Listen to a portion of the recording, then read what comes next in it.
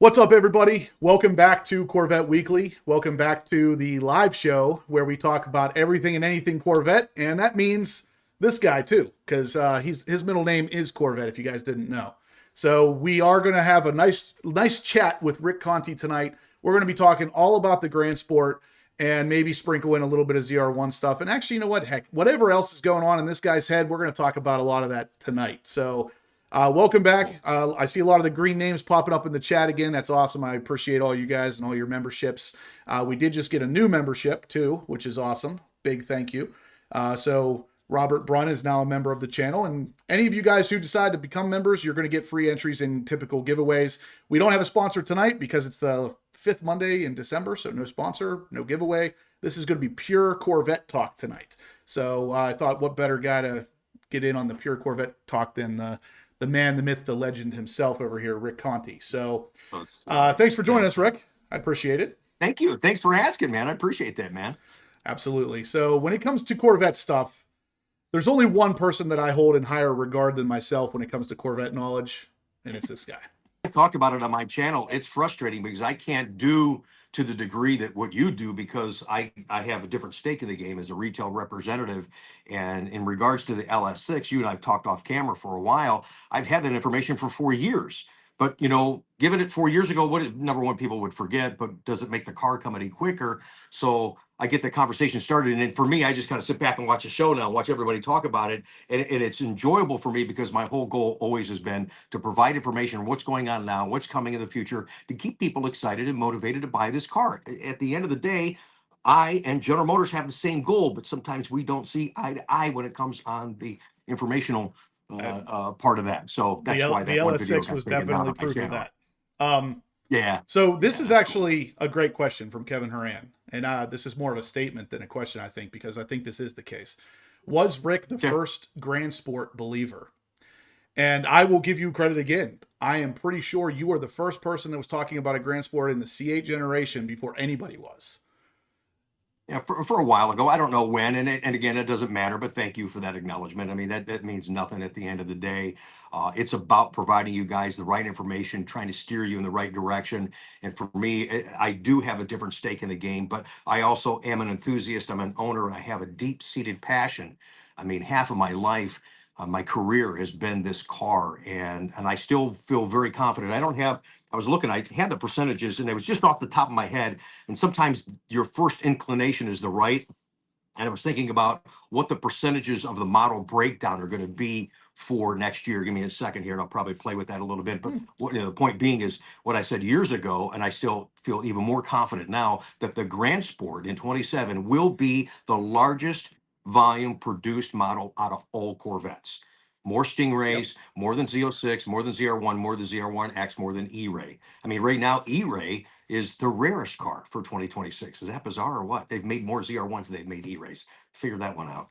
Well, you know, when you say that, as weird as it sounds, I kind of assumed that would be the case because I hate to use this term, but I've tossed this term around a lot with Dodge products, and that is parts bin. It's a parts bin car. So the Grand Sport's going to have the wide body that the Z06 already has. So they already got that stuff. All they got to do is throw it on a car and then put a different engine in it. Like, for the most part, this isn't a new model. Like, you know, I should say all new, because it's going to look similar to what we have. Right. Yeah, you're going to see probably a new front fascia, new wheels, because each model has its own wheel identifier. And then, of course, the new engine that we're all talking about. So that is going to be basically your Grand Sport. I've got some more deep information that unfortunately I can't share. I've looked at some build sheets and build codes and some of the stuff that's coming for that car. It'll be similar to what we've had in the past on Grand Sport. So it'll be that cruiser, but you'll also have that step up package for performers, you know, like that of a Z07 package per se. So stay tuned for those details once they reveal everything on the car next year. So the C7 Grand Sport had a Z07 package, and right. I guess you're not going to be able to tell us, but I would assume it's going to be called something similar. All right, so we got a question here from Ricky. He says, "Hey Rick, how's it feel being a free man? That GM jail looked unpleasant." Yeah. Oh man. They've taken out 3 videos this year, and it's really frustrating. And I was being me, less filtered, a little more direct on tomorrow night's Tech Tuesday video. Just I really have so much commitment to this car, the market, and the customer that it's frustrating for me that they take a video down. It's like, let's look at the big picture. And I'm like, if you guys would spend more time and, maybe come out of the offices in Detroit, come down here at ground level. Let's have a conversation for the people that are involved with Corvette people all day long. I'm not talking to Silverado people. It's Corvette day in, day out, 24/7 for me. They could really get an idea what's going on in the marketplace. And what we need is some of the right pieces, parts to sell this car. Not for them to tell me, hey, well, we're building a bunch of cars. But if you're building the cars that we don't need for specific customers, that's a problem. I have no problem with ordering inventory, but when I've got sold orders that I can't process for 3, 4, 5, 6, and 7 months because of constraints, it's beyond exhausting. It really is, man. Yeah, It really is. I can only imagine. I mean, I see it from the consumer end. You're obviously seeing it Right. from the dealership end. And it's tough being a Corvette fan nowadays. But luckily, the car that they build is so freaking good that we're all of us are willing to put up with this. I mean, I mentioned this on a live video probably a year ago where I was like, it's unbelievable to me that I hear all these complaints about constraints. I can't get the car I want. Right. This dealer's charging over, that dealer's charging over, and yet we're all still here. It's like either we're glutton for punishment or they really make a product that is so good we're willing to put up with the crap to get it. Yeah, the exception has become the rule, and that's what's unfortunate right now. But you're right. Once you get past all that Yeah. crap and really focus on the car and the ownership, especially because we still have the large part of the market right now buying this car, have never had a Corvette. They will love the car. I love the car more now than I ever have, and I've been selling it for 31 years. And it took me a long time. It was just life. It took me 26 years to get my first car, but now I feel like I'm more connected to the market. I'm more connected to the car and the customer because I drive my car. 2.5 years old. I got 54,000 miles on the car, and I love it, man. I really, truly love it, and That I is can't wait to awesome. get in and drive it again. I mean, it's an incredible car, and I talked about this in a recent video too, and I think a lot of people watching can attest to this. Is I was never a road trip guy. But ever since I've gotten my car, because if you told me, hey, Rick, we got to go somewhere and it's 2 hours, I'm like, oh my God, 2 hours, really? If I got to go somewhere in my vet right now and it's 6, 7, 8, 9, 10 hours, let's back up and let's roll, man. And when I'm driving a Corvette, not even a second thought. I really truly enjoyed that much. Nice. Yeah, I can appreciate that. Yeah. Robert Brunn says, Rick, do you think Corvette should be its own brand? This is a great question, by the way. That's been talked about a lot. Yeah. Without going in too deep, I think no. I think they need that support from the GM umbrella for whatever reason. Obviously, when you go back to the 08, 09 scenario, it was Corvette and Silverado that saved that part of General Motors, and people were shocked. I had executives call me and said, "Hey, Rick, I know you're really into Corvette, but they were terrified. They were selling their cars, selling their homes. They didn't know what was happening. They said, you might want to look at a different career. We don't think Corvette's going to make it." And I was just devastated. But knowing that it was already that strong back then, and I'm sure much stronger now, to be our own entity, I don't know. I think that could hurt us a little bit, especially that we're going to new territory, new leadership, and stuff like that. I think we need to just all stay together and use some of the old and the new mentality and just keep it moving forward. I think that's the best thing right now, to play it safe. You know what I mean? And I'm sure economically, it's probably makes more sense too.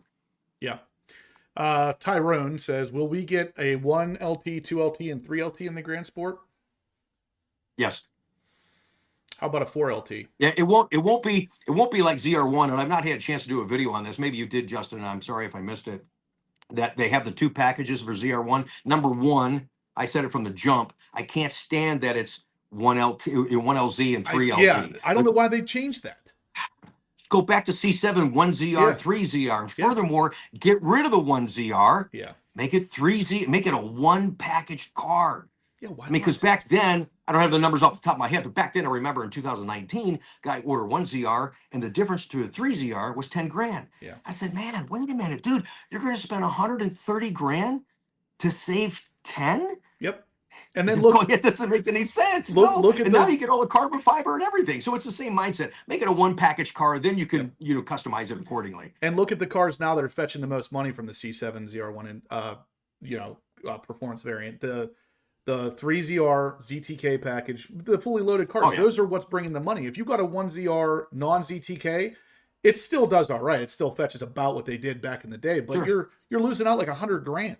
And it's like, I don't remember back in, and maybe you do, because I know you had a C7. Do you still have your C7 I do. ZR1, by the way? Yeah. Okay. But in regards to ordering, and I don't know why I don't remember this, I don't remember if there was a bunch of constraints like we have now as far as ZTK goes and that kind of stuff. So, I didn't order my car. I bought it off the lot, so I don't right, know right, the answer to that, but I don't recall hearing anything like this. Nothing like the C8 lineup. If there was, because I thought the same thing with the C6 ZR1.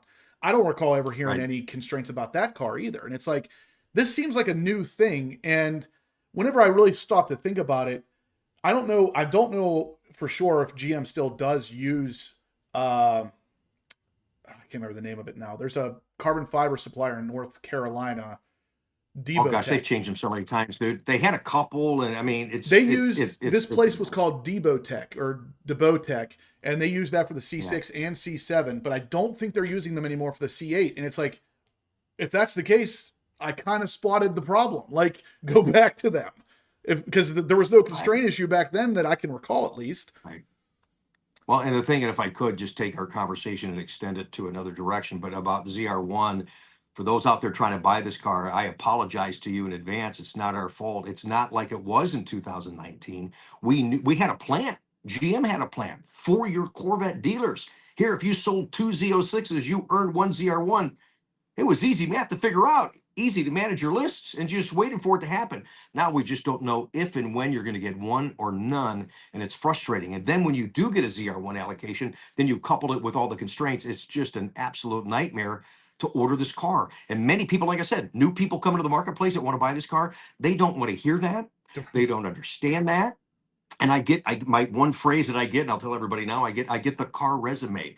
Well, I've had 7 I've had this, I've had that, I got this, I got this, I got Car this. It's resume. like, okay, that's not a prerequisite. And I know how much money you have. That's not a prerequisite. I can't sell you what I don't have. Yep. Well, can I just put an order in and get the car?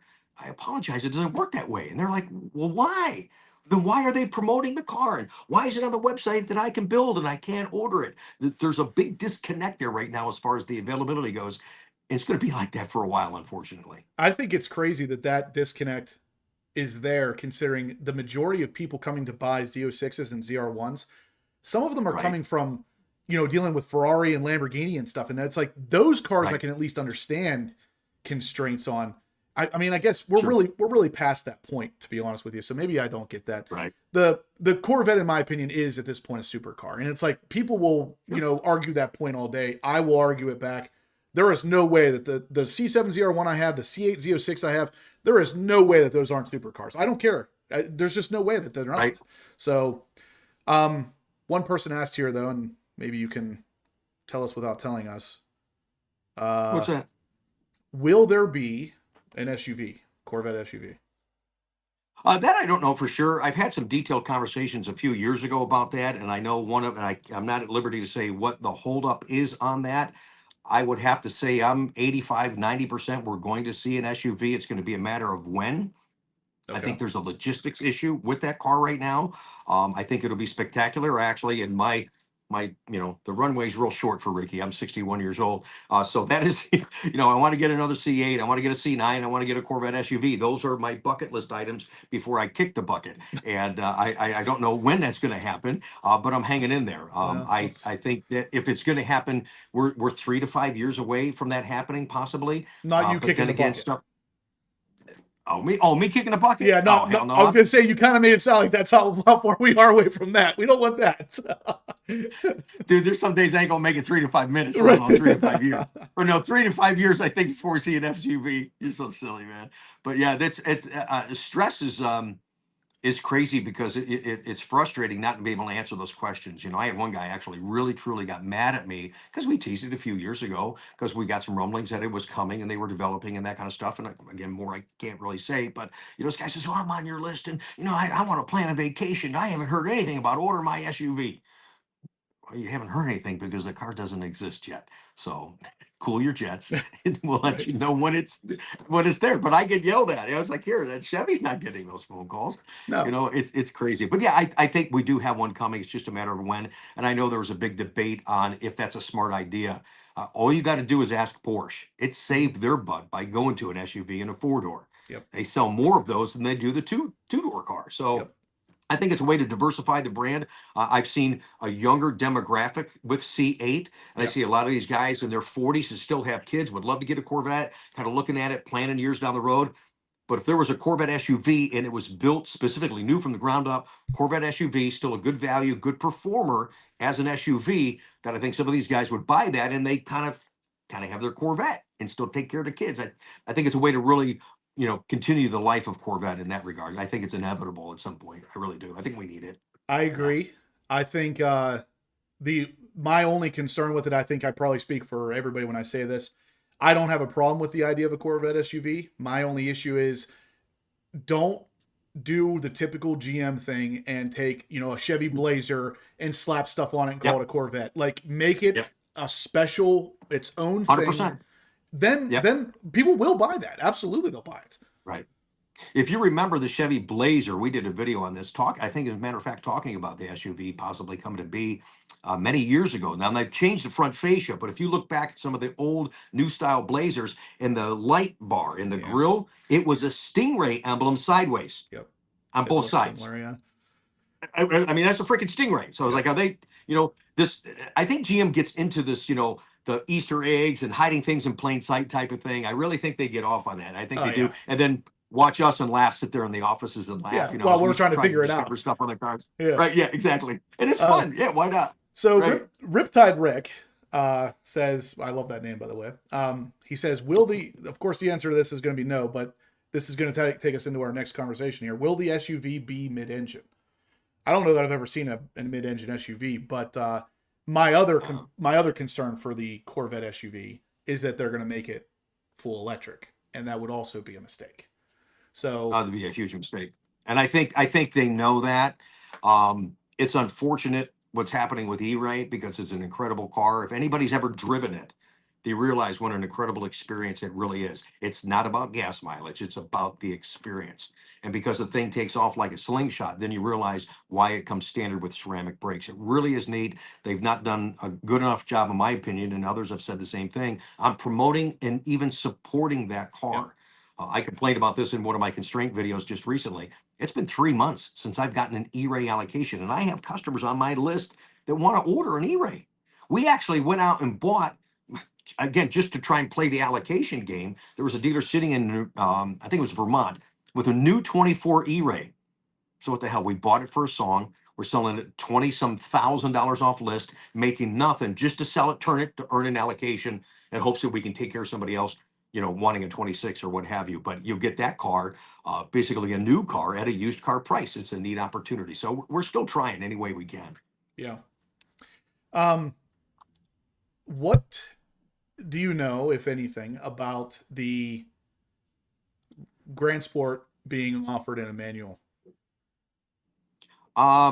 Just the general conversations. We've been pretty frank about that. I mean, my friend Corey at Paragon talked to Tremec, and they said, "Oh no, GM didn't know anything about that." But then if you play devil's advocate, wait a minute.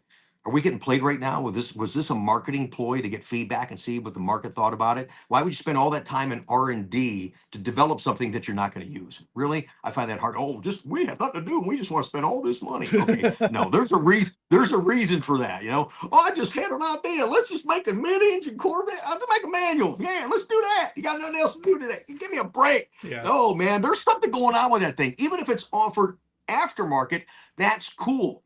And I love the experience of the manual transmission. I just took in a manual the other day and drove it, and I'm like, wow, I really enjoy this. But and it's about the experience. But you'll never outdrive the DCT. Right. You just won't. So, and I don't know if there's enough room in the footwell for a third pedal. Obviously there is, and I'm sure they've got that all. Corey brought up a good point, worrying about the computers and the communication with that manual transmission. I'm sure that's all worked out well beyond what we're thinking about. So I think there's a possibility that could be another surprise. There's a couple small surprises that I haven't talked about on the 27, one being the Grand Sport. We hinted probably 3-4 months ago. I noticed in my ordering tab that they moved. Now, it used to be if you wanted black exhaust tips, you went down, NGA, boom, you clicked it and you were done. Now, all of a sudden, the exhaust is in a separate category. And there is a reason for that. And you'll see that when GM announces it in 27. So that's all I can say, so I don't get in trouble again. So let me say it for you, because I think I know. I heard this from somebody else. Yeah. Okay. All you got, just blink twice for me if I'm right. At least one part of it is going to be the exhaust. You're going to have the option of making the exhaust outboard or center exit exhaust. I didn't hear a word you said. All right, so that's his form of blinking twice, I guess. Okay. I'm sorry. Okay.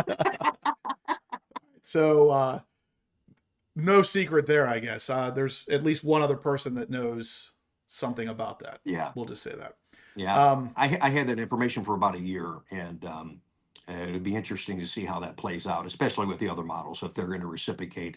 I know there's a lot of focus on Grand Sport, like I said, and I think just off the top of my head, again, I want to do some more math, so I'm not just speaking out of turn, but speaking more specifically as far as our model breakdown. I bet you see 40% Grand Sport produced next year. It's got to be at least 35, but I think it could push as much as 40, and then the rest of the models will fall into line. ZR1X is going to be 1% or less. Yeah. ZR1, maybe 10%. I mean, you don't have a long line of people laying, I can't wait to spend $250,000 on a Corvette. Exactly. I mean, that's never, and it was never intended to be a volume car. And it just seems like there's more people that want it because there's just not enough availability. So that will balance itself out as well. But you're going to see Z06 take a drastic drop when Grand Sport's announced. Not to the degree, we're going to do another video like this on my channel too, but I think it's a great conversation. If you remember, I don't know if you were in Corvettes back in 2010 when the Grand Sport came out for the first time in C6. Z06 is, and I'm trying to do this off the top of my head, I think it was like the year prior, 2009. I think Z06s. So don't fact check me, guys. I'm an old guy, but I'm trying to remember. I think it was like 6,500 units, and then in 2010, Z06s went to 500 or something. I mean, just ridiculous disparity because Grand Sport was everything Z06 wasn't. It had the Z06 look. You could get it in a coupe with the top to come off. You could get it in a convertible. You could get it in an automatic, which you had all those restrictions in Z06. Now, you'll see a drop in Z06 sales for C8, but it won't be to that degree because the Z06 now offers so many of those things that they didn't back in C6. So I think we're in for an adjustment as far as availability. And that's why they've been doing all the stuff they're doing at the plant to make more wide body cars, to make more Z06s, to make freaking Grand. They're planning for freaking Grand Sport, man. I called it all along. It's coming. Yeah.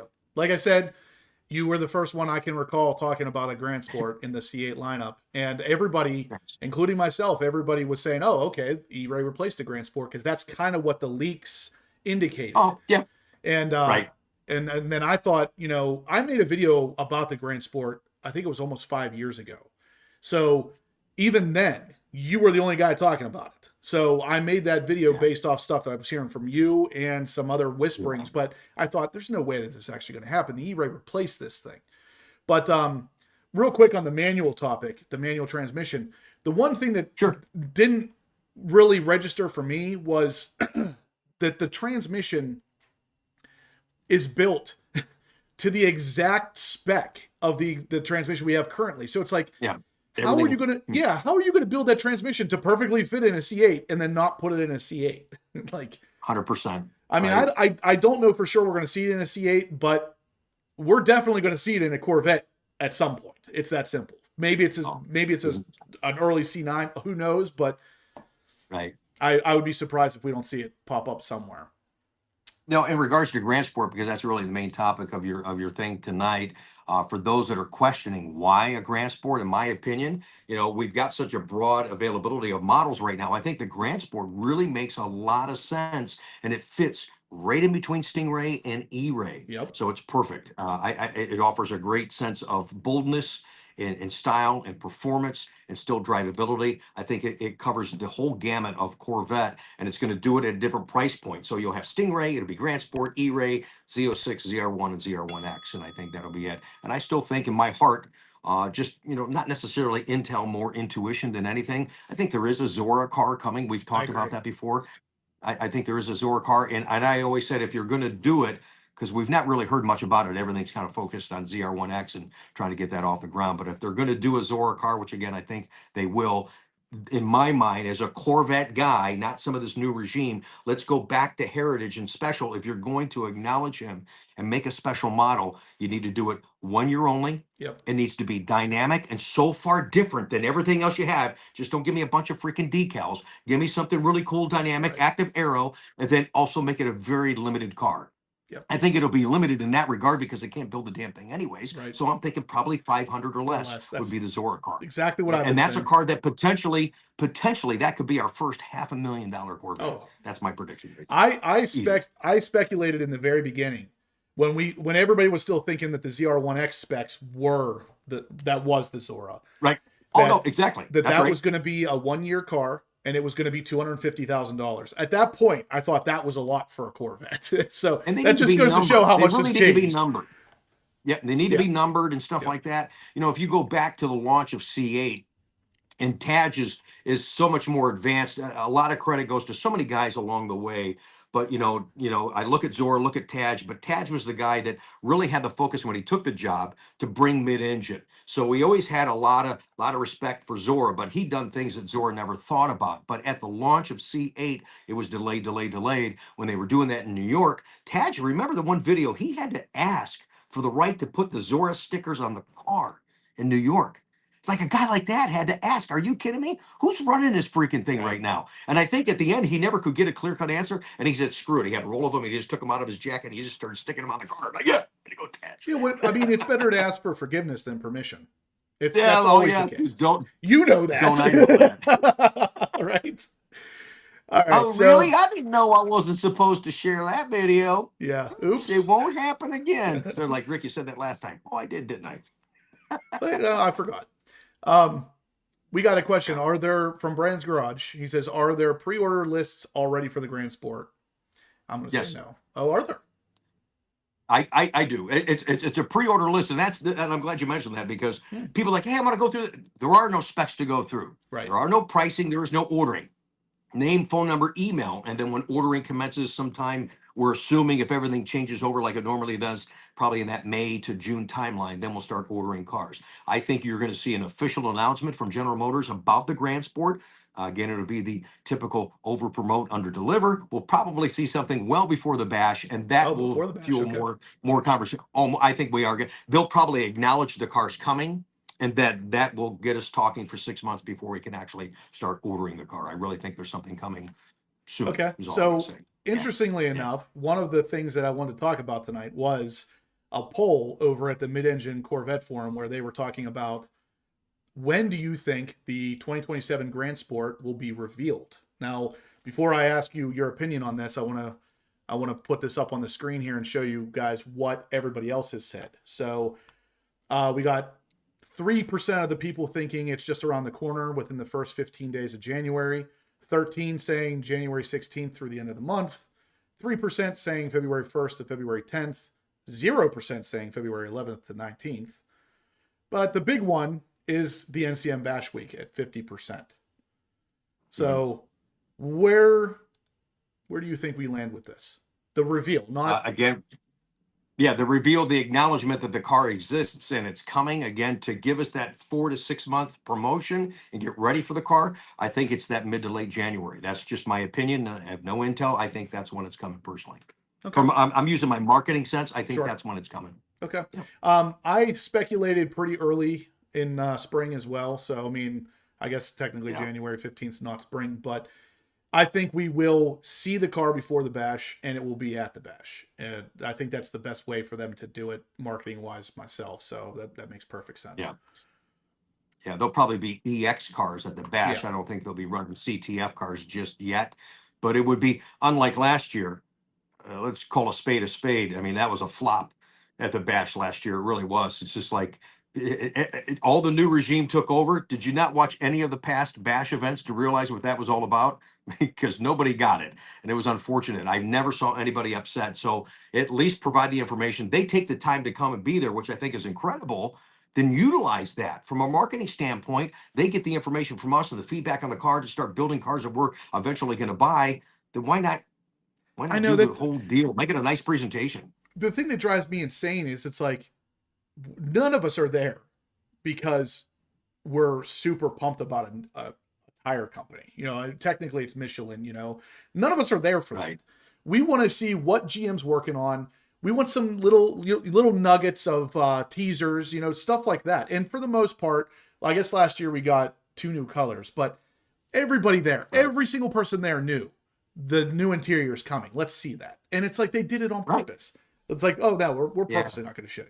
And they were kind of snooty in their responses about that. And even in regards to the, the frogs, as they called them, the cars were about this big with the color on it. Yeah. I was disenchanted with Roswell Green, but I'll be damned if I didn't see it on a full card. I'm like, you know what? That looks good. We Right. needed something fun and different like that. I really like that. So yeah, we needed to have that. They didn't even do the number. I'm a statistical type guy, and I loved them when they go through the number breakouts of the colors and the coupes and the convertibles and the options. They didn't show any of that stuff like Harlan and Taj has done in the past. So that was disappointing in that regard. We like to see that kind of data. They didn't share with us what is popular, what is selling, what is not selling. And then they wouldn't even, if you remember, they wouldn't announce what colors were being canceled.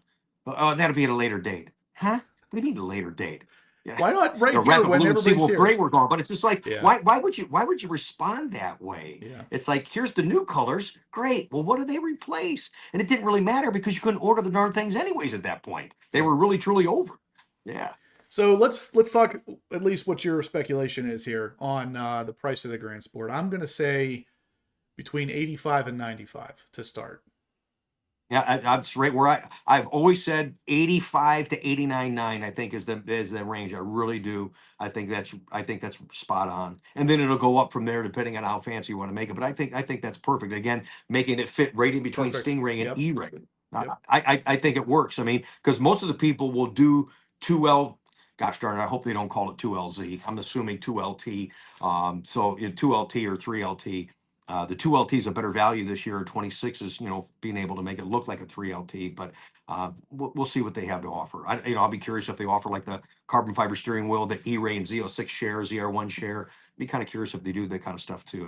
Little things do make a big difference. There's so much of this that, as much as it would make a big difference on that car, it almost is going to hurt other performance variants if they do copy too much of it. So like the carbon fiber steering wheel, I feel like that's something, I don't know. I feel like that would be a mistake to put all that same stuff in the Grand, especially if you're trying to keep it the cheaper model and keep it in between the Stingray and the E-Ray. But I don't know. I mean, I've never been a huge Grand Sport fan, so I'm definitely the wrong person to ask about this. I always have thought, well, if you're going to spend this much, why not just get the Z06 kind of thing?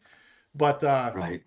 With this one actually being slotted nicely well under the Z06, which is where I thought the E-Ray was going to originally come in, I think it makes more sense that way. Absolutely. Because then if you want a wide body, nice performing car, you can get it at a much cheaper price. I mean, almost 20 grand less. Yeah. But I'm not saying that once you're done specking the darn thing out, that it's not a buck and a quarter. So it'll probably get up there. You can technically do I think the a lot same of people with the Z06 and the ZR1. If you just glorify a Z06, you're at ZR1 territory. Oh, there's no doubt about it. I just delivered a $180,000 Z06 just recently. That's I mean, wild. you're kind of right there. But I think people buy Grand Sport, to kind of what you were saying, is because of the look and because of the name. I mean, and that's really it. I mean, and the price point I think is going to be an advantage because they love that wide body look. But I think what's unfortunate, a lot of people are not really supporting and boasting and talking about it. But I guess I'll be the guy to do that because I own one. That's the Stingray. What a great value it is. I mean, it's so nimble. I mean, I was beating E-Rays and Z06s on the low speed, tight autocross because the wide body cars look tighter to turn in. Yep. So they had more power of the straights, but I was actually beating them by 1 to 2, in some cases 3 seconds last year at NCM, and that's a lot of fun. But I think the Stingray is the best overall cruising car and performing car. As soon as you go to the wide body, it changes the whole elements of the car and the driving experience. I know whenever I was at Ron Fellows, the fastest cars on their autocross thing were always the Stingrays. The Stingrays were like a second or two faster every time because, just like you said, it's the wide body car is great for handling at high speed on a track, but the tight, small turns like that or small tracks, it's a no-brainer. The Stingray is going to outperform it. And I said every time I talk about the lineup here, people they like to label me an E-Ray hater on here just because I didn't understand that car at the price that it came out at. But I will Right. tell you, till I'm blue in the face, there is not a bad car in the C8 lineup. That No, there includes really isn't. the base Stingray. I mean, I had one. I know the car is fantastic for the price, especially, and the fact that you can tune these things now. You throw a couple turbos on there. I mean, you're running with ZR1s. So Yeah. absolutely, the C8 lineup has been incredible, and it's only going to get better from what I can tell. So Yeah. Yeah, it does. And I love the Stingray, like the low speed autocross. I have every confidence, and sometimes I forget. I was at pit race just before they closed that track down, and I'm out there having a good old time. And I look behind my mirror, and all of a sudden here's a Z06, and he's getting all pissed off. It's like, come on, let me by. It's like, okay, you're certainly faster than me. All right, you'll go ahead. I'm yeah. point by. You can go by me. It's like, oh. I'm out there dancing around thinking like I'm going to keep him off me. No, man, come on, Rick, let the guy go by. So I did. Well, I mean, just because you have the guy has the faster car doesn't mean he's the better driver. It's that simple. And Well, you if you have this is true. and I know there was at least one guy that I knew pretty well down there with a white Z06. It wasn't white, was it? No, it was not. No, Okay. that was it was actually the guy on my butt that day was hypersonic gray. Okay. Because Yeah. there was a guy that Yeah. goes down there with a white Z06 non Z07 package, and he was like professional level driver. Like you would Yeah. not beat him in any car. So I had a couple of guys out there in Z06s, and I saw them in the pits, and we were talking and stuff like that, and they weren't really driving that aggressive and that fast. They were out there just to do it. yeah, just have They fun. were afraid of what they had. They Yeah. said, I'm not going to push it." They realized that car is a lot more than what they have the ability to do. And it was just neat to see them out there enjoying it. So I'm glad that people experience that. You know, I'm almost 4 years into actually real tracking now, and have some experience and learning my skill set and learning a lot, and had some mistakes, and I share those on my channel. So I share my learning experiences with other people that are going to take their ownership beyond the car show. And it's really, really neat. I just did something that I honestly never in a million years thought I would ever do. And now I can't get enough of it. I'm having Yeah. a blast, really. Yeah. So one question, and this is something that I've heard come up a couple times, and I have heard the answer is yes to this, but feel free to correct us. Will the Sure. Stingray also get this new Grand Sport engine? Okay. All right. So we're good on that. And so if that's the case, then does that mean the E-Ray does too? You gotta love Next question. being completely hogtied. You can't do anything. Next question. Yeah. All right, guys. So we're getting we've got some good conversation going on tonight. I like it.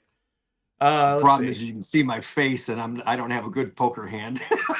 Hey, as far as GM's concerned, you have not said yes or no to any of this. Well, and here's the thing: if you continue to wait for the next thing and the latest and the you're greatest, never going to get it right. you're never going to get a damn car. Yep. We have a great car now, like Justin just said. You can take the Stingray and you can customize and outfit it, and I'm having a blast. I got the throttle body on mine from Solar Performance. I got the throttle controller. I've got an air box on there. Not really done much more than that, and that's great for me. It's probably more than I should have, and I'm loving it to the nth degree. So it's just like a phone. If you wait for the latest and greatest Yeah. phone, then you'll never own a have phone. one. You know, so as I'm getting older, so I'm much younger. I'm much older than you. You're younger than I. So I don't want to feel like I'm that old grandpa preaching to everybody. But really, truly, life is too damn short. Enjoy the moment. And seize it as fast as you can, as much as you can. And I'm so thankful that I've had the opportunities that I've had to share with you guys, and I'm going to utilize that until the day I die, just because it is so enjoyable for me. I went back in the beginning of my career watching people wait 30, 40 years to get their car.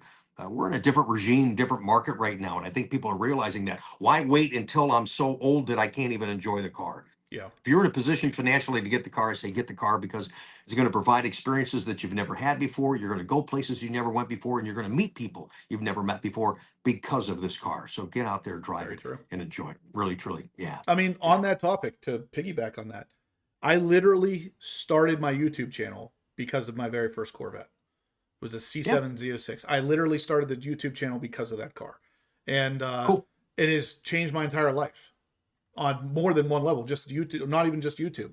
The Corvette in general just has opened doors to things that you would have never, ever expected otherwise. And at the time, I'll be honest with you, I couldn't afford that car.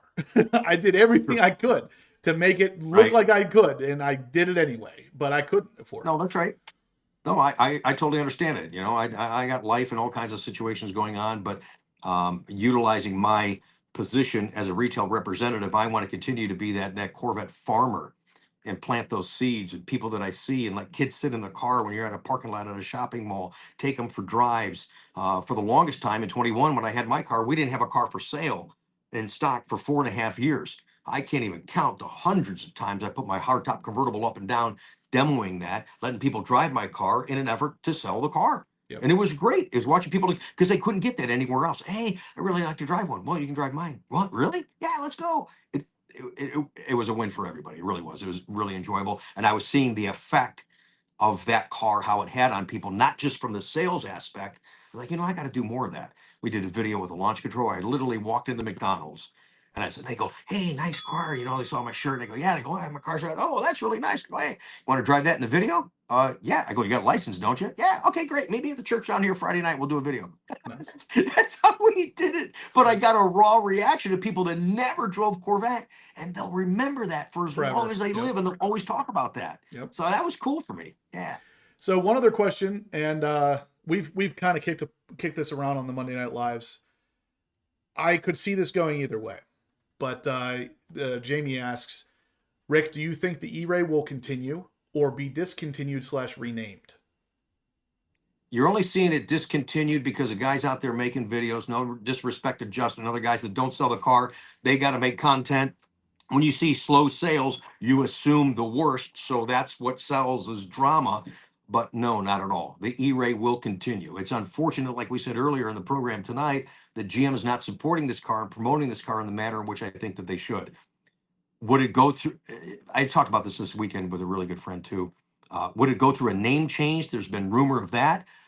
I think maybe it needs a name change, Yeah, but if they do that, then they admit making a mistake, which true. they never were going to do. That's true. So I think we're stuck with E-Ray, and it's up to us as retail people, Justin as a YouTube for Corvette, to talk about it and get that word out there. Furthermore, go to the NCM Motorsports Park in Bowling Green across the street from the museum and do some of their touring programs for a few $100 and go drive an E-Ray and get an experience before you actually go and order one or buy one off the lot and see how different it is. Again, each of these models are so different and so unique to Corvette, but they all offer something different to a different type of driver, different experience. I mean, we've got an incredible lineup for C8. We really do. So you're thinking the whole GSX Grand Sport X thing probably won't happen. I don't think it'll happen. There was some pretty strong rumor on that. I've not had any really detailed conversations on that. If they're going to take the ZR1 X and then pull that down to Z06, pull that to Grand Sport, I could be wrong on that. We even did a video. Hey, if GM made the all-wheel drive available in all models, would you buy it? See, I don't think personally, and I mean, of course, I could be wrong. I was going to say everybody's leaving but you. Yeah, I'm always the last to leave. Thank gosh we got a camera light for you. So hi. I honestly don't think the Z06X will ever exist. I don't see a real reason for that. So if that's the case, it would be tough to. I mean, that's a true. Let's face it. The ZR1. I apologize. The Z06 is a race car that is streetable. Right. The E-Ray is a street car that is trackable. There's different focuses there, and by adding that extra weight on the Z06, I think you change the whole dynamics. Exactly what I've been saying. Performance aspect. Yep. Perfect. Yeah. So with that said, the only way I see the Grand Sport X or GSX existing is if they do rename the E-Ray, which, like Rick said, is them admitting that they made a mistake, which probably isn't going to happen. Because, I mean, just like you said earlier, they've done not a great job at marketing the car, not a great job at even talking about it or giving out allocations for it. So they made the mistake here. There's no other way to cut this. The E-Ray should have been far more successful. I agree, but my question is why? Why spend all that time on development and come out with the first ever all-wheel drive, do the big thing at Rockefeller Center and do the donuts and all that kind of stuff, and then do nothing else with it? Why have you given up on the car? That's our perception. And I think it's unfortunate because it's an incredible car. It really is. Yeah, I agree. My only complaint with the car right off the bat from the very, very first time I drove it was I felt it was overpriced. And this was because I was assuming it was going to be slotted nicely between the Stingray and the Z06, which is where it should have been. But they did it the way they did because they're bringing the Grand Sport. So that's why I felt the way I did about the E-Ray. But if the Grand Sport comes out and it slots in between there again, then all of a sudden, all this pricing makes sense. Right.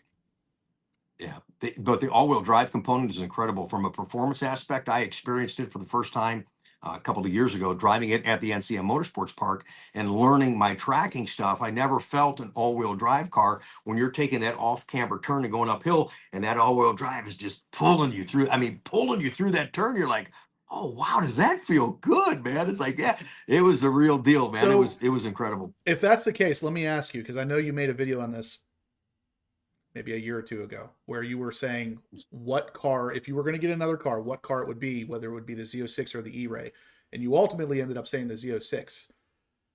Right. Do you still? For me? Yeah. Do you still stand Yeah, by that? I would. No, I don't. I'm going to be doing another video teasing now that the Grand Sport actually coming to be. A lot of people think, hey, are you going to get the Grand Sport? I am really strongly considering Grand Sport, but I can tell you it will be between Stingray, Grand Sport, and Z06. E-Ray would probably be out for me only from the standpoint because I've talked to guys that said, Rick, if you're going to do more tracking, and I'm trying to do at least 4 to 6 high-speed sessions a year and then a bunch of low-speed stuff. But some of these tracks, whether it's a sanctioned event or not, won't let you on the track Right. because they're worried about the component. If the thing catches on fire, they don't have the facility and the equipment to put the fire out. I don't want to, I shipped my car to Willow Springs in California this year. I don't want to, oh, sorry, you can't drive. You're like, Right. oh my Yeah, gosh, that you're would kidding me. suck. So I don't want to have to deal with that. So I'm down to 3 models: Stingray, Grand Sport, or Z06. My only hint to you guys would be, remember, I drive my car more than I track my car. So we'll talk more about that soon. That makes sense. So, yeah, guys, we got 241 people watching, only 105 thumbs ups. Let's rock the thumbs ups here. We got Rick Conti to take some time out of his busy day. As you can see, the lights are off at his dealer. Everybody else is going home. He's staying here to talk with us. So smash the thumbs up. Let's get those moving. That's a good question. NBA side live says, Rick, do you think we will ever get rear wheel steering on a Corvette? That could be I a never Zora even thought model. about that. I guess it would be. You'd have to learn how to freaking drive all over again. I mean, Yeah. it's Well, kind of weird. one of the things that really puts the GT3 I mean, I guess I RS don't want my Corvette to be. I don't want the Corvette to be a zero-turn tractor. But I mean, okay. Well, one thing that really elevates the GT3 RS, I believe, is their rear wheel steering. When you're talking about rear wheel steering, you're talking about something that moves like this much, like barely moves at all, Yeah, but it's just a just little bit. enough. And if that would make it to the C8, I mean, maybe the C9, but if it ever made it to the C8, it would have to be a totally electronic thing, which, I mean, I wouldn't even want to try to understand the calibration involved in that. But Right. yeah. I can see that being a good track component for some of the road courses and stuff. Well, that's why the GT3 RS is so good on the track. That's one of the reasons. Oh, I know that. Every time I see those out there, oh my God, those things just kick ass. They're incredible. They're really freaking monsters. And it's like, you wouldn't expect it because it doesn't have a ton of horsepower. But that car is literally like a second behind a ZR1. It literally has half the horsepower. It's got 580 or something. When I went to California and I rode with Speed Phenom at Willow Springs and I rode in his McLaren, I think that's a 750 or 720. I forget the model. They got so many of those different models. Amazing car. Incredible acceleration. Felt like you were driving on a rail. He's like, "Hey, you ready to get a McLaren, Rick?" And I go, "Guys, it's a crazy car. I love it. It's incredible, but it's not user friendly, and it's 350. So thanks for the ride." Yeah. And the thing is, it's like when you're talking about, especially the 720S, that is an amazing performance car. But put that against the C8 ZR1 or even the C8 Z06, really, you're going to have a pretty close race with the Z06, and you're going to be that'd be a good race. 250 grand less. Race. Like, and I've heard lots of complaints about McLaren quality control. So I mean, they're always breaking down, dude. Always breaking down. That's right. Yeah. Let's see. Lots of people thinking that it would be nice if the Grand Sport came with a manual transmission. But yeah, keeping production numbers down to hold its value, that's not going to happen. They're going to make a lot of these, just like Rick was saying. It makes sense to me. Well, let me make a comment on that. Them saying GM keeping production numbers down for the value. GM doesn't think like that. We think like that as owners and potential buyers. That has nothing to do with their determination on production. So get that out of your head. They could care less about all that crap. They don't do it unless they're making a special edition. They don't care about production numbers. But I think, just from the conversation we've had with Justin tonight and knowing what Tremec has done and spending the time to make that, fit up to the existing bolt pattern of the DCT now, I think a C8 manual is closer than we think. Whether it comes in a production car or not remains to be seen. So let's see what happens when it unfolds with the Grand Sport. I'm kind of curious myself. So we I got would still buy an automatic though. I would still get an automatic. okay. I just wouldn't. I It's just it's funny yeah. because like obviously I own my C7 ZR1 as a manual. I'm a big manual fan, but at the same Yep. time, I don't think I would be interested in a C8 Corvette in a manual. There's something about No. the C8 that's different enough that the dual clutch makes more sense in a C8 than it did. Like if they had a dual clutch for the C7, I would have chose the manual C7 any day, every day. There's just something different about that car. And the same with the C8. It's the opposite. I don't think it makes sense to put a manual in that car. We'll see what happens. It's taken me 4 years to learn how to redrive again. So it's like, I'm good right now. Where, man, I'm going to start all over. Right. All right. So another question that's kind of, this is for me, but I'm going to get your opinion on it too, Rick, is when do you think the C9 is going to start? I personally think the C8 runs to 29 or 30 before we start to see a C9. But what are your thoughts? I actually had intel. The C8 was actually originally supposed to go to 2032. Early mid-year, I was told that they actually had a meeting, and it's supposed to, and again, this could change at a moment's notice, as everything has within C8. I think we're going to see a model year 2030 C9, which means it comes out in the summer of 29. So we are going to see through 28 of C8, or 29, I apologize, 29 of C9, and then in the model year, or the calendar year of 29, rather, it would be a 2030. So it'd be like July-ish of 29 would be the 2030. So 29. So we've got 3 more, this year and 3 more years of C8 in my mind. And that's why I've kind of, started looking at, my game plan as far as how I want to continue my Corvette life and things that are on my bucket list that I want to get. So I think that's where we're at. And again, that's my opinion's changed in that a few times, just on some of the intel that has changed within the last 2 years. But I think right now, that's pretty close, or as close as we're going to get until they announce it. Makes sense. I agree. So one other question here. This is a good one. Casey Jones. You hear a lot of people say, oh, the C9's coming in 29. Well, it sounds good. It's coming in 29, but it's really going to be a 30. Yeah. Right. It's like when they announced the C8 initially was in 2019, and then we didn't see it until 2020. Same kind of thing. Barely So saw it in 2020. Right. Yeah, of course. But I said from the very beginning, I speculated the C8 to be about a 10-year run, which is significantly longer than the C7 was. So, but they also put a lot of money into this platform. So I also think the C9, and again, your opinion is welcome here. I think the C9 is going to largely be a very similar car to the C8 with, minor changes to like the bumpers and stuff to make it look different. But at the core of it, it's going to be a very similar frame and setup as the C8. Yeah, I did a couple of videos on this. It's a great topic, but I mean, because the car has taken so many leaps forward, really, what do you change? Exactly. Where there was a pent up demand for the change of the car to C8, but changing it over to a mid-engine platform was just astronomical. Yep. Now we've got such a dialed in car. The feedback I got in those videos, really good feedback. But when I looked at it, I was trying to get all this information. There was nothing big and outlandish that people needed to change. It was just minor stuff. Things, I would love to see like a rear facing recording PDR camera. Yes. So you have that integrated, stuff like that. There was just little tiny nuances, like even when it comes to the side blind zone alert, because I made a huge mistake in my car, and I'm going to talk about that in the future videos I'll share with your audience now, is we've got that light on the mirror. But like other models, you get like an audible, or you get a seat vibration. You don't get that in C8. And I damn near just wiped out a Jeep about 2 months ago. And it was my fault. I mean, he probably thought that I saw him.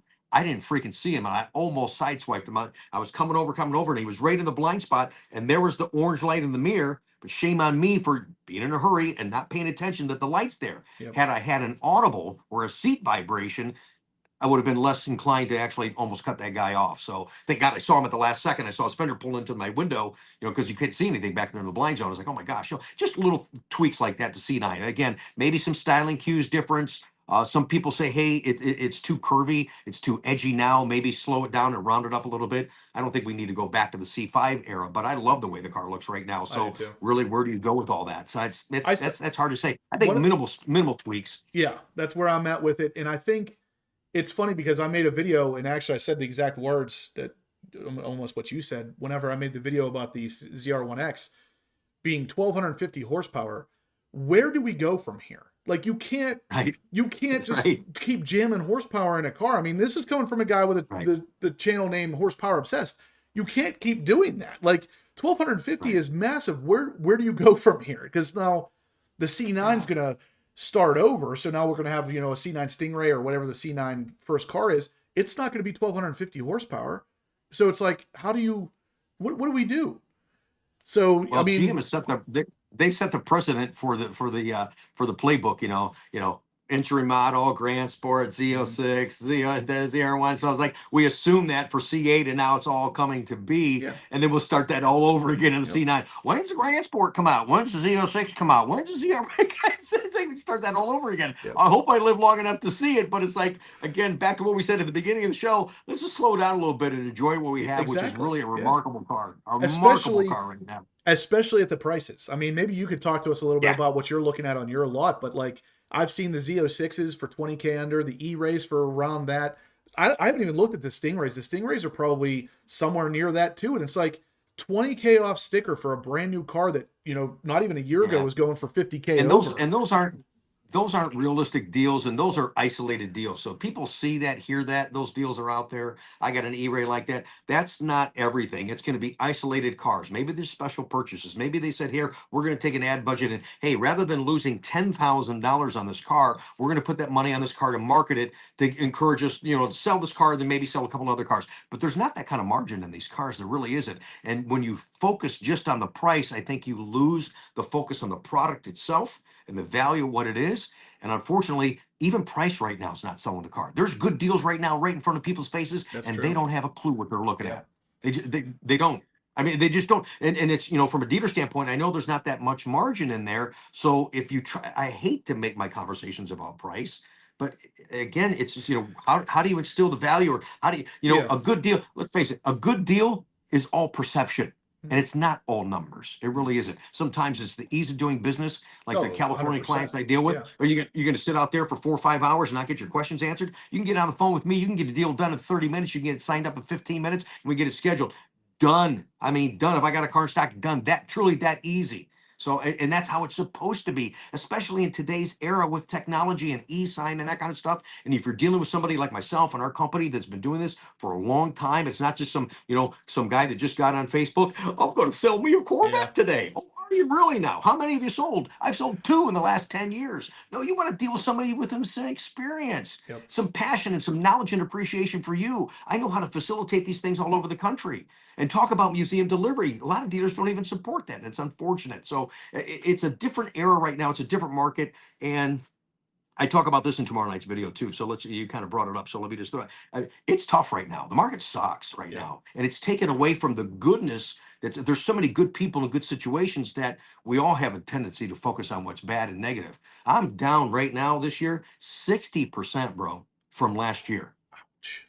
That sucks. Okay, that Wow. sucks. Yeah. But I've not deterred from my game plan as far as providing information, experience. Traveled more this past year than I have in any of the years that I've been selling Corvette, and it's down. And there's not. And there's just going back to what you're talking about with the sales and the pricing of the car. There used to really be some stigma of like, give this car away because we're going to earn this allocation. Dealers don't care right now. You've got to make some good business sense and business decisions, because there's no glorification on if I'm the number one dealer. I don't think I'd want to be the number one dealer right now. We know who that is, and sitting on all that inventory and all that expense. There's no glamour in that anymore. Hey, that's great. I'm number one. What does that mean for you as a potential customer? If you're dealing with a dealership that can provide you a good experience, good information, treat you right, have a fair deal, have a car that you like and enjoy, you buy the car. Yeah. That's how it's supposed to be. I totally agree. And I mean, I was only mentioning price just to show that with this car being such a performance monster, Sure. the deals are out there too, where that's Almost just certainly, icing on the because a couple of cake. years ago they weren't. Right. A couple of years ago they weren't. That's a good point, and that's a fair point, because it was, and we'll never see it again. I'm glad to be a part of it, because it adds a repertoire to my career that I never thought possible. But it was 4.5 years before I ordered a car for stock for you to walk in and buy. Yeah. Everything was That's ordered wild. for a customer. It Yep. was bizarre, man, bizarre. So I think, yeah, you were the first one to call the engine in the Grand Sport an LS6. Why Yep. do you That's why my think? video. That's why my video got taken down. Why Just like you said, and I said the same thing. you By just confirmed it? men making me take it down, they just kind of confirmed it. It's like, thank you. I mean, I already knew it, but it's just like out of respect to the team. And there's somebody high up on the team that I saw their email about spanking me, and he actually was. I don't want to say who he was. He was part of the ZR1 and the ZR1X Nuremberg team. He was there. He was in the videos and he was commenting on my video, paid me a couple of nice compliments, but understood and appreciate that, you know, they haven't officially announced stuff. So please, as a representative, I have to scale back the information that I'm sharing. We both have the same goals. Don't forget that, Chevy, about promoting the car, selling the car, and providing the right information. And I'm trying to do that from afar and take care of customers all over the country. Sometimes you got to throw a couple little nuggets out there, but you know, I'm not Every trying to hurt the team, not trying to spoil any reveals. There's a lot more information coming, and even to the degree, if you go back, I'll give you a little hint. And I've talked about this before too. In the 2020 PDF, it was like a mini brochure that came out. There was a mistake in that brochure that now is going to become an option for the 27 Corvette. That's interesting. People are going, what is he talking about? Now I'm gonna have to go look at it now. Hey, Um, everybody, good luck. everybody on this screen and everybody in the chat right now we are all very pro Corvette. We want to see this thing blow up even bigger than it is now. We're here to, I mean, at the end of the day, my YouTube channel is really just for cars in general, but it ends up focusing so much on Corvette because that's what's in my, that's what I'm passionate about right now. And it's like, at the end of the day, a lot of the videos I make end up being a giant advertisement for how great the car is for Chevrolet. So it's like, Right. nobody here wants to do anything bad or negative to Chevrolet or the Corvette team. I mean, we're all here to help. So I hopefully they do. That's part of the stigma of this car. The stigma of this car for years. You go to car shows, it's always talking about, hey, I heard they're working on this and what's this and what's coming. That's always kind of been the thing, you know. Yeah. So they started that driving around with the camo cars. What else are we going to talk about? What's coming next? I mean, it's natural. I totally get that, but that's the passion and the excitement that they've generated with this car. And if you remember too, going back to a sales conversation, I think Haggerty did the article 4 or 5 years ago, looking at C8 and long term, and I think it might have included the SUV, but I think they were looking at overall. They wanted the brand. Chevy wanted the brand Corvette to be producing with all its available models 100,000 units a year. Yeah, so I remember that. It's frustrating for me because I think that takes away from the specialness of the car. So it shows you their mindset. Like I said earlier, they don't care that they're going to make this and they're going to make this lower production. They're trying to make as many cars as they can. Yeah. They just need to get their part suppliers in line, in my opinion. Because I'm not afraid to say it. That's where their money's at.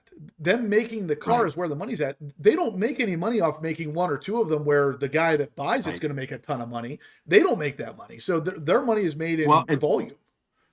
Well, and to your point, when I get in trouble from General Motors, I remind them that very question. When you guys build a car and then we get invoiced, you electronically get paid for that car. You get a check, boom, done. We don't get paid until that's in somebody's driveway. That could take 2 days or 10 months. Right. So you have to make the extra efforts that we do in social media, on YouTube, to provide information and experience and proper feedback that make customers feel informed and encouraged to buy the car, especially for me 2,000 miles away. So that's why I do what I do. And I push the envelope a little bit sometimes, and I apologize. But I think they need to look at the big picture that we do have the same goal. I agree. So whenever we discussed that, like I said, you were the first one to mention an LS6. Why do you think the name changing? Why do you think they're going from the LT back to an LS moniker? You know, I guess that's a good question. I really haven't given that any thought. I mean, you go back to the C6 days and how popular that car was, that engine was, and how customizable, how modded that engine was. Guys love that. I did tell one guy 4 years ago about the LS6. And he cut his teeth on modding cars on LS6. And he was like a little kid at Christmas when I told him that the LS series motors were coming back. So I think that could be one of the reasons why. Just because they seem to use a lot of the old monikers because they were so popular and they're identifiable to people. And the big thing with LS engines was always reliability. But this is something I've heard a couple times too. Brand's Garage says maybe it was because of the port injection, but this will be at least the third engine that GM has produced with both direct and port injection, and they have all been LTs up until this particular one being an LS. My C7 Right. ZR1 is dual injection. That's an LT4 or LT5. The Right. ZR1 now is LT7. That's dual injection as well. So it's not just because of the injector setup change. There's something more. And if I had to guess, it is the LS reliability. People will hear LS3 especially, and the first thing that Right. comes to their mind is swapping that into absolutely everything because it's an incredibly reliable engine. Yeah, and I think people need to realize too, we're talking about this motor because it's the introduction of the new Grand Sport, so it's a perfect segue to bring those two together. But at the same token, for ZR1 and Z06 rather, those engines are what they are. They're not going anywhere for the foreseeable future and for the end of the C8 generation. So those engines, like you said, those engines are rock stars. They're good. They're going to stay right where they are. Yep.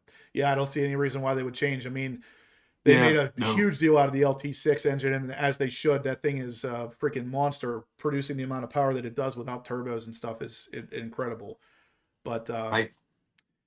let's see what other questions we got here. So a lot of people don't think. Yeah, I'm not looking at the board. You got to let me know if there's questions. I'm not looking at the thing. So a lot of the people don't think LS6 makes sense, and I thought that too. I thought that really is odd to call it an LS again, unless they are just trying to get back to their roots, which I guess does make sense. Sure, could be. Yeah, there's a lot of questions about stuff we already answered. So if you guys are coming in a little later, you might want to come back and watch this after it's not live anymore. You're going to get a lot of the answers that if I haven't answered you yet, we probably already did answer it. All right, cool.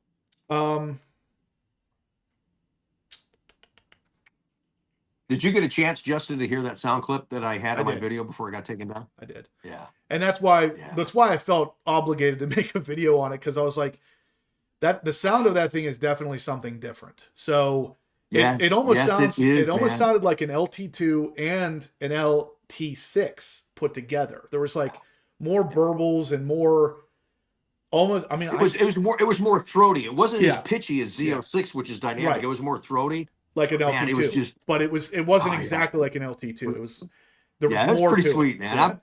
I'm excited about it. I'm excited about it. So I guess maybe I got to go to Grand Sport for next year. I don't know. I'm getting something next year because I'm going to be out of extended warranty, so it'll be time to start all over and have some fun with you guys as we end C8. So since the video was taken down, can you tell us without a doubt that was an LS6 engine sound? Oh yeah. Okay.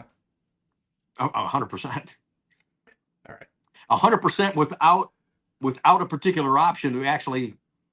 I can't give it. I was going to say, there's got to be a line here. There's something. Crap. Yeah, the answer to your question is yes. Okay. Professor Corvette, I know you know him. He says, "Hey, what's that? Oh, let me hang on a second. Hang on. I was hoping he's going to be out here. He made this for me. Nice. Yeah. All right, go ahead. He says, seeing Rick and Justin on the same screen at the same time is so confusing. It's like playing Halo and Call of Duty at the same time. Again, worlds colliding. Honestly, every time, we've only done this once before, but when we do it, I get such good feedback about it that it does make me wonder why we don't do this more often, especially since we don't even live that far apart. No, I appreciate it. Thank you. Thank you. This guy says, why not call it an LS8? C8 with an LS8 for better marketing, IMO. I mean, you'd have to ask GM about that one, I think. Yeah. I think it's a great idea. There's a lot of, they do all those little neat things that are real cute with the car. Why aren't they doing some of that stuff? But again, I think that has to do with maybe the new regime of people running Corvette. That might be, no disrespect, that they're younger, and are they disconnected from some of the heritage of the car? Right. So I think those folks need to have a pop quiz before you even get that job. That should be part of the interview, so you understand, what we've went through to get to where we're at right now. And I've seen that unfold, and it's just remarkable. Like I said, Zora was fantastic. Taj was fantastic. Let's not forget about Jim Perkins. He put his freaking job on the line. If it wasn't for Jim Perkins, we would be here today. There would be no Corvette. People don't talk about that enough, and I think they need to and acknowledge and at least appreciate that. So, let me see here. Some people are speculating, and based on the sound of the engine, this is where I was going with the LT2 and the LT6. It sounded to me like it was going to be a higher revving engine. Do you have any idea where that red line is on that new LS6? I do, but I can't. Yeah. I can't I'm say. going to just guess. I'll get my butt in big trouble. I'm going to guess it's higher than an LT2, but lower than an LT6. Red line is on that new LS6. Hang on one second. But I can't. I was trying. I can't. I'm going to just guess. I'll get my butt in big trouble. I'm going to guess it's higher than. I'm actually, your broadcast is playing while I'm trying to pull up the audio. I apologize. Give me 1 second. Oh, guys, we might get the audio of the LS6 here. I'm screwing up your live video. We need to do this more so I don't make mistakes. Hang on 1 second. I think we'll be okay waiting if we get to hear that. Here we go. Hang on.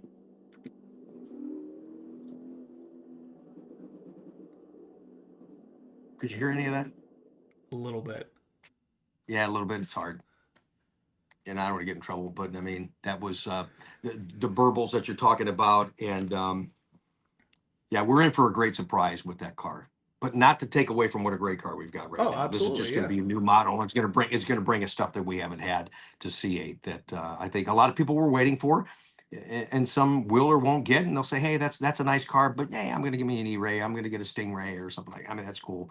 As I'm seeing guys get Z06s right now that are coming out of Stingrays, and they're like little kids when that car starts. And that's really one of the main reasons they're buying it is for the sound. They love the bold look of it, but the sound's intoxicating, man. It's incredible. Robert Brunn says, Rick, how long do you think ZR1 production will last? It'll go to the end of C8. Yeah, that's what I'm thinking too. It'll go to end of C8. That's the only good thing with all the complaints we have about availability and allocations is that the car's not a 1 year only car like it was in 2019. So, and it's pretty crazy, like we said earlier tonight too, that the E-Ray now is the less produced car right now for 2026. They've made more ZR1s than E-Rays. How's that even possible? That is crazy. And we're to the point now where we might be seeing ZR1s pretty soon here at MSRP, which is pretty wild too. Even though even at MSRP, this is an expensive car, it is interesting to see. Certainly it is. What's that? No, I said most certainly we are. I agree with you. And it's just, for me as a retailer, not the bitch and moan about, but it's frustrating to see guys that have no tenure with Corvette getting that car. Furthermore, getting that car ordered for stock with a constrained ZTK package. I know. How's that even allowed to happen? That should be limited for sold orders only. ZTK right now has been on constraint for two or 3 months, I think, right now. You couldn't get you could get part of the aero, but you couldn't get the full blown 10 piston and the whole deal. So I've only gotten one so far in the 2 years of ZR1 so far. GM did the same thing with the Z06. They announce this car and show it off in a Z07 package, and then immediately tell you can't get that. Charles here says, "Love you two together. Great knowledge and on-air chemistry. Must do more." Thank you. Okay. Yeah, and that's up to him. It's his channel, man. I'm totally cool with it. I appreciate the invite. I'd have you on here every day if I could. Every single day. Let's do it every day live. No, I'm just kidding. But yeah, we'll definitely do this more often. I like it. Red C8 Z06 says under $90,000, GM will sell a boatload of Grand Sports. It will kill the Z06. Called it. The Grand Sport always outsells the Z06, and if I had to guess, I'm the wrong person to guess because, like I said, I've never been a Grand Sport guy. But there's a price difference and kind of a purpose-built difference. Obviously, the Z06 is the track car. Grand Sport's right. Just like you said, it's a street car that can go on the track versus a track car that can go on the street. I like that reference. I think too with C8 Grand Sport, I think like we did in C7, we talked about that earlier tonight too. I think we will see a performance package, whether it's called Z07, whatever, but I think you will see a performance package just because it is taking the wide body stance from E-Ray and ZR1 and Z06. So I think naturally you'd have to have a performance package for that client that would want that. I think that's coming. I agree. Chopper Larry says, "Hey Rick, where do you plug in the E-Ray?" Gotta love those questions. I know he's joking, but you don't want to know. Just remember what Reacher said. You asked for this. Yeah, that's a great show. Here we go. Professor Corvette says, when Rick is on, you can call it HPOX. An all-wheel drive live show. So silly, man. You're so silly, Rob. He's a creative dude. Yeah, Creative dude. He's one of the funniest guys on here. There's him and like two other people. Professor Corvette, LT4 powered. Like they literally keep the comedy at a level that I literally I don't think I could do this if I wasn't laughing as much as I am with those guys. Yeah, good guys for sure. All right, so I think that's about it. I don't want to keep you too much later, Rick. I see people shutting the lights off, locking the I'm doors. going to be here for another couple hours doing emails, brother. So it's not a problem. Well, guys, if you are still watching and you appreciate this, smash the thumbs up button. Let us know you're liking the content. I am going to definitely look at having Rick on here more often because I do like the dynamic it brings. Lots of information that between the two of us, we probably have a pretty solid grasp on how this stuff works. So, Right. yeah, I think I have a pretty good idea of what we'll do next, actually. So if you guys liked it, Okay, please smash the thumbs up. Go check out Rick Conti's channel. Of course, I'm sure most of you probably already have, but if you haven't, check him out. And yeah, big thank you, Rick. Thanks for coming on. Kind of short notice. I just texted him this morning about this, and he managed to do it. So I appreciate that. Yeah, you texted me this morning, and I didn't get back to you till 5 o'clock. So it was quick enough. I mean, it worked. So and I'm like, okay, cool, let's do it. Yeah, we made it work. All right, awesome, Yeah. guys. Thanks for tuning in. Thanks everybody for the questions. Thank you. We'll see you guys same time, same place next Monday night. Stay obsessed.